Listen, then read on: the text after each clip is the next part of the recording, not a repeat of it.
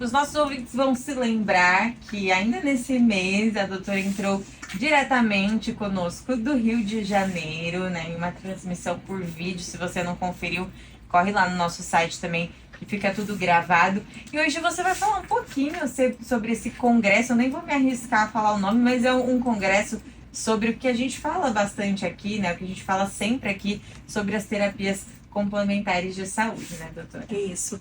Eu estava lá no dia 15 de outubro, que foi quando começou o evento, e eu resolvi trazer uma partilha, não só o que eu vivenciei lá, mas partilhar isso com quem nos acompanha, porque eu sinto que é bem importante e pode trazer algumas reflexões, Carol, para o que a gente vivencia e para o que a gente pode vivenciar. Então eu vou falar o nome do congresso em português, tá? Que foi o 3º Congresso Mundial de Medicina Tradicional, Complementar e Integrativa, que aconteceu pela primeira vez na América Latina. Olha. Não foi a primeira vez no Brasil, e sim na América Latina, porque anteriormente tinha sido em outras regiões do planeta, né?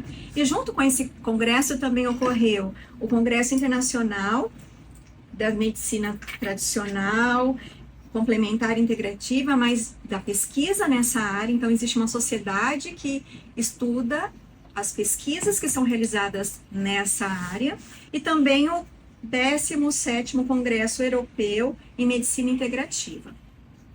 Nesse congresso ia ocorrer uma divulgação maior da estratégia de medicina tradicional do período de 2025 a 2034. Então, o último dia do evento foi destinado só para falar sobre isso.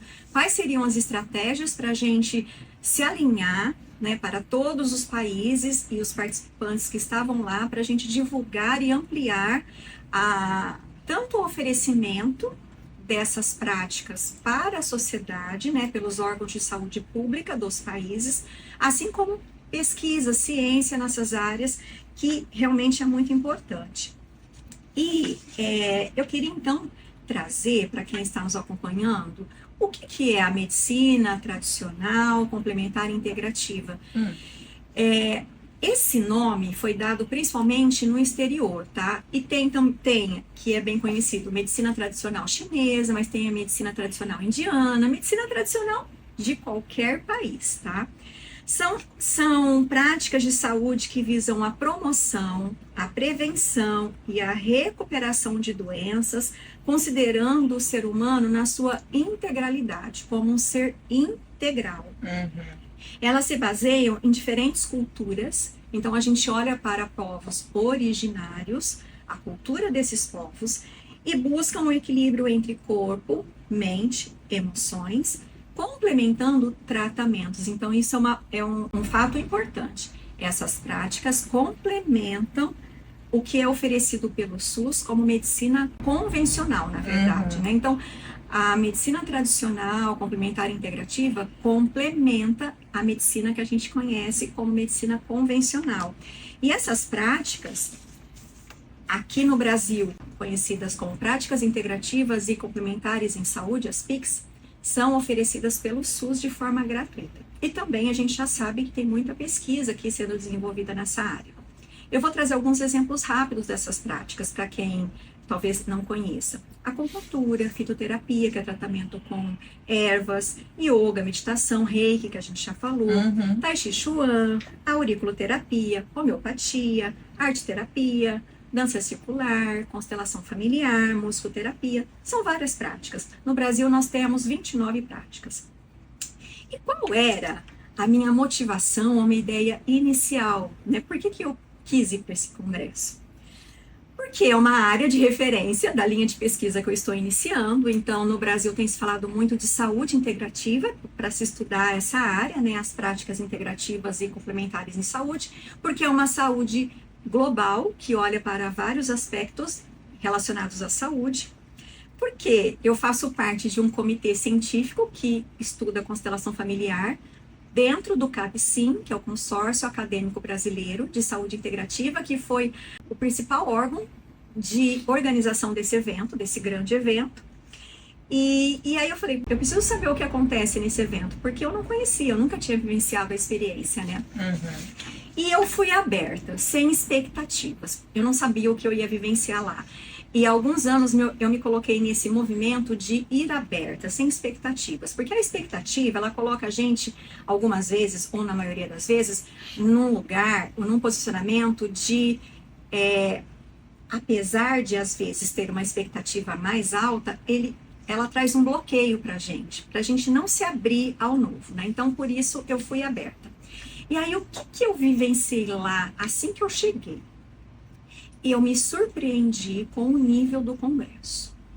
Eu que estava acostumada há mais de 20 anos com experiência em congresso de genética, congresso de biologia molecular e bioquímica, congresso de microbiologia, virologia, congressos robustos, né, dentro da ciência, eu me surpreendi positivamente. Um congresso com elevadíssimo nível científico, um elevado nível de palestrantes e de trabalhos apresentados, um congresso muito grande, foi no Rio Centro, que é uma área imensa, com tradução simultânea, para quem tinha essa dificuldade. Então, foi um congresso, assim, realmente incrível. E eu vou trazer alguns números só para vocês entenderem o tamanho que foi esse evento. 1.303 participantes. Dentro desses, tinham mais ou menos 200 que participaram de forma online, tá? Então, é um congresso muito grande em números. 70 países participantes. Mais de 350 speakers, né, em todas as áreas que foram apresentadas.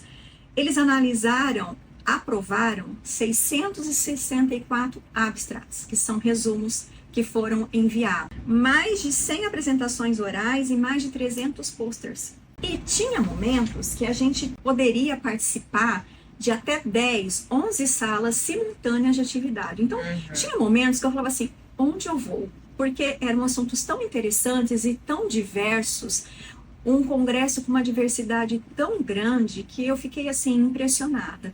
Então, tinha assuntos, ciência, pesquisa, partilhas para todos os tipos de perfis da população.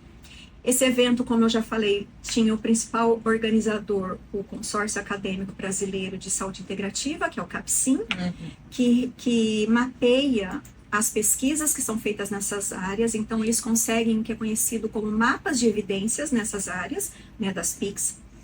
Também organizado pela Sociedade Internacional de Pesquisa em Medicina Tradicional, Complementar e Integrativa e a Sociedade Europeia de Medicina Integrativa.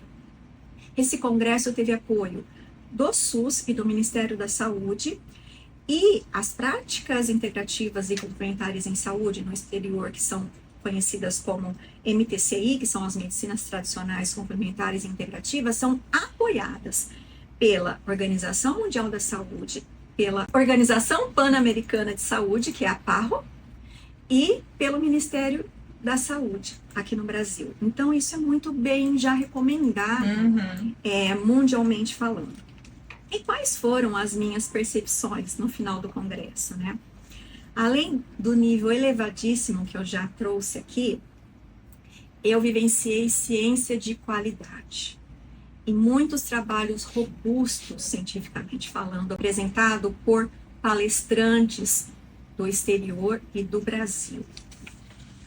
Para mim, foi uma experiência única, transformadora, que me fez olhar, Carol, com uma visão muito ampla do que eu vinha vivenciando até então.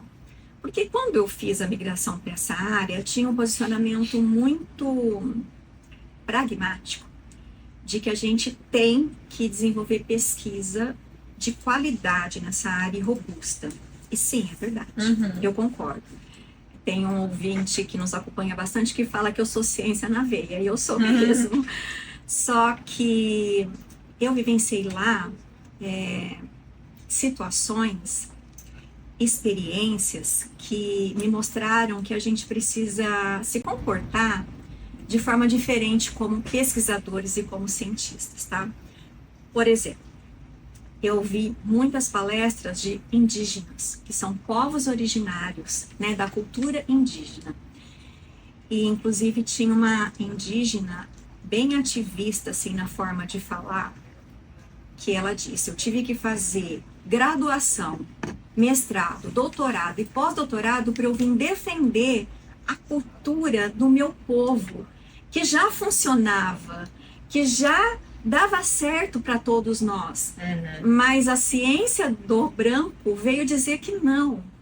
Então, assim, foi algo muito bonito, porque como é o limite do que a ciência que a gente conhece, que é mantida por uma classe, entre aspas, dominante, pode ditar para povos que já têm uma tradição, às vezes de centenas de anos ou milenares, de práticas que realmente funcionam por experiência do dia a dia.